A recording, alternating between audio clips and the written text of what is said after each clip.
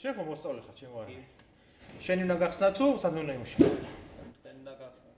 შენი უნდა გახსნა. ეხლა შეხედე. როცა დისკს აკერამიკებ, არა აქვს მნიშვნელობა კერამიკის სერვისი არის, როცა მანქანის დისკთან გაქვს შეხება. შენი მთავარი ამოცანა არის, რომ ძალიან სუფთა გაატანო მომხმარებელს. ეხლა ეს არის ძალიან დასრული. გან არა კერამიკას ხელს არ შეუშლის, მაგრამ ნახე, ერთადერთი რაშიც ავტო მოყვარულს ფულის გადახდა არ ენანება, ეს არის დისკი. შეიძლება მანქანაში არ ჩაასხას საწვავი, ძრავი არ ქონდეს წესიერი, მაგრამ დისკებზე ყველა გიждდება. როგორც ქალებს შეუძლიათ პარფიუმერიის მაღაზიაში დახარჯონ ყველაფერი, დატოვონ მთელი საკუთარი ცხოვრება, ნაშოვარი, ესევია დისკებში. და ხშირად თუ დააკვირდები, მანქანის ფასი დისკები ქართველებს უყენიათ საკუთარ მანქანებს.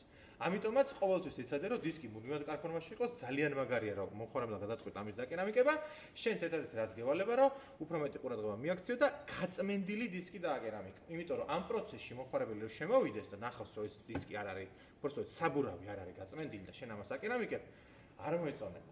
შეიძლება არც არაფერი არ გითხრას, მაგრამ იმის გონებაში ეს დაილექება სამუდამოდ და ეს დიდი პრობლემა არის ჩვენნაირი კომპანიებისთვის.